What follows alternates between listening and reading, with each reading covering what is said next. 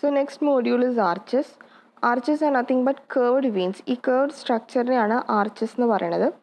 ആർച്ചസിൽ മെയിനായിട്ട് compressive lords ആണ് act ചെയ്യുക. കംപ്രസീവ് ലോഡ്സ് ട്രാൻസ്ഫർ ചെയ്യണത് ഈ രണ്ട് സ്പ്രിങ്ങിങ് പോയിൻറ്റ്സ് കൂടി അബട്ട്മെൻറ്റിലേക്കാണ് ട്രാൻസ്ഫർ ചെയ്ത് പോണത്. ഈ ആർച്ചസിൽ ഹിഞ്ചസ് പ്രൊവൈഡ് ചെയ്യും.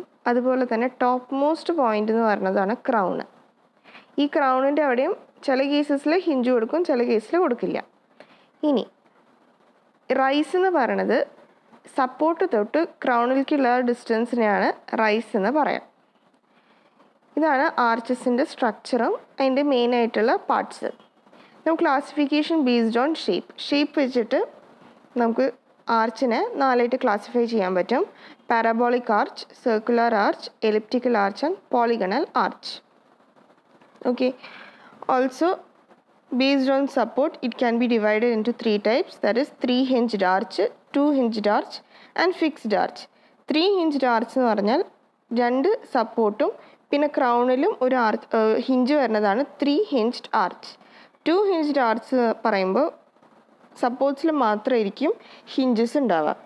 ഫിക്സ്ഡ് ആർച്ച് എന്ന് പറഞ്ഞാൽ രണ്ട് സപ്പോർട്ടും ഫിക്സഡ് സപ്പോർട്ടായിരിക്കും. Next is linear arch or theoretical arch. So ഈ ലീനിയർ ആർച്ച് അല്ലെങ്കിൽ തിയററ്റിക്കൽ ആർച്ച് എന്ന് പറയുന്നത് PQ എന്ന് പറഞ്ഞ ഒരു കോഡ് അല്ലെങ്കിൽ സ്ട്രിങ് കൺസിഡർ ചെയ്യുക of length L.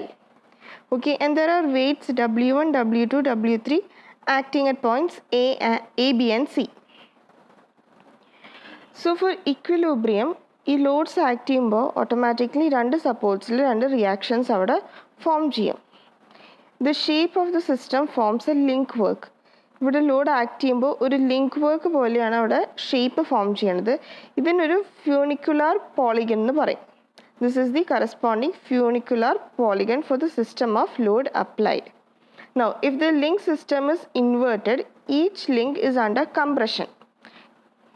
This funicular polygon is called linear arch or theoretical arch. Okay, ഇതിനെ ഇൻവേർട്ട് ചെയ്ത് കഴിഞ്ഞാൽ നമുക്ക് കിട്ടുന്ന ആർച്ചിനെയാണ് ലീനിയർ ആർച്ച് അല്ലെങ്കിൽ തിയററ്റിക്കൽ ആർച്ച് എന്ന് പറയണത്. ബട്ട് പ്രാക്ടിക്കലി നമുക്ക് ഈ ലീനിയർ ആർച്ച് എന്ന് പറഞ്ഞാൽ കൺസ്ട്രക്ട് ചെയ്യാൻ പറ്റില്ല. സോ നമ്മുടെ ആർച്ചിൻ്റെ ഷേപ്പ് മോസ്റ്റ്ലി പാരബോളിക്, എലിപ്റ്റിക്കൽ അല്ലെങ്കിൽ സർക്കുലർ ആയിരിക്കും. അതാണ് ആക്ച്വൽ ആർച്ച്. നെക്സ്റ്റ് എന്ന് പറയുന്നത് ഒരു തിയറാണ്, എഡീസ് തിയറം. എഡീസ് തിയറം എന്ന് പറയുന്നത് bending moment at any point.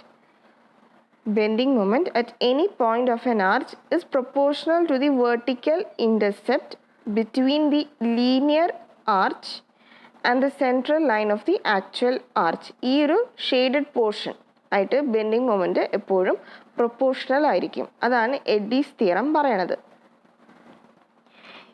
ഇനി നമ്മൾ നേരത്തെ പറഞ്ഞു 3 types ഓഫ് ആർച്ചസ് ഉണ്ടെന്ന്.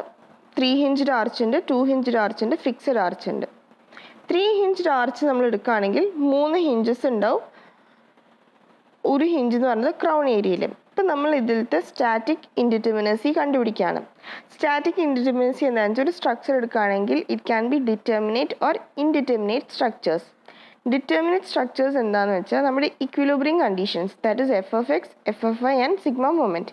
ഈ 3 ഇക്വേഷൻസ് വെച്ചിട്ട് തന്നെ നമുക്ക് അനലൈസ് ചെയ്യാൻ പറ്റുന്ന സ്ട്രക്ചറിനെ നമുക്ക് ഡിറ്റർമിനേറ്റ് സ്ട്രക്ചർ എന്ന് പറയാം. And if we need extra equations in order to solve a structure, അതിനെയാണ് ഇൻഡിറ്റർമിനേറ്റ് സ്ട്രക്ചർ എന്ന് പറയുന്നത്. സോ ഇൻഡിറ്റർമിനസി കണ്ടുപിടിക്കുന്നത് ഒരു ഫോർമുല വെച്ചിട്ടാണ്, that is number of reactions minus equilibrium conditions. So generally നമ്മുടെ ഇക്വിലിബ്രിയം കണ്ടീഷൻസ് എന്ന് പറയുന്നത് 3 കണ്ടീഷൻസ് ആണ്. ഇപ്പോൾ ഫസ്റ്റത്തെ കേസ് നോക്കാം, 3-hinged ആർച്ചിൻ്റെ കേസ്. 3-hinged ആർച്ചിൻ്റെ കേസിൽ 2 സപ്പോർട്ട്സ് ഉണ്ട്, 3 ഹിഞ്ചസ് ഉണ്ട്. ഹിഞ്ച് സപ്പോർട്ട് കാരണം ഓരോ സപ്പോർട്ടിൽ 2 റിയാക്ഷൻസ് ആണ് ഫോം ചെയ്യണത്.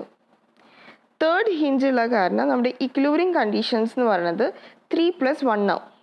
അതാണ് ഇവിടെ static indeterminacy equal to number of reactions. 2 സപ്പോർട്ട്സിലും 2 റിയാക്ഷൻസ് പറഞ്ഞ കാരണം 4 - 4 = 0 എന്ന് വന്നു.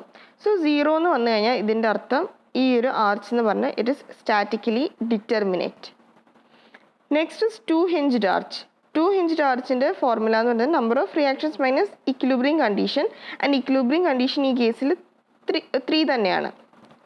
സോ ഇവിടെ നമ്മൾ SI കണ്ടുപിടിക്കുമ്പോൾ number of reactions will be 4 - 3 = 1. 1 വന്ന കാരണം that is it's an indeterminate structure. That is നമുക്ക് എക്സ്ട്രാ ഒരു ഇക്വേഷൻ വേണ്ടി വരും ഈ ഒരു ആർച്ച് സോൾവ് ചെയ്യാനായിട്ട്. നെക്സ്റ്റ് എന്ന് പറഞ്ഞാൽ ഫിക്സഡ് ആർച്ച്. ഫിക്സഡ് ആർച്ച് എന്ന് പറഞ്ഞാൽ രണ്ട് എൻഡ് ഫിക്സഡ് ആയിരിക്കും. ഫിക്സഡ് ആകുമ്പോൾ 3 റിയാക്ഷൻസ് ആണ് ഒരു ഫിക്സഡ് സപ്പോർട്ടിൽ ഉണ്ടാവുന്നത്. അപ്പോൾ അതിലുള്ള സ്റ്റാറ്റിക് ഇൻഡിറ്റർമിനൻസി എന്ന് പറഞ്ഞാൽ 6 - 3. സോ 3 എന്ന് വരും. So it's A statically indeterminate arch.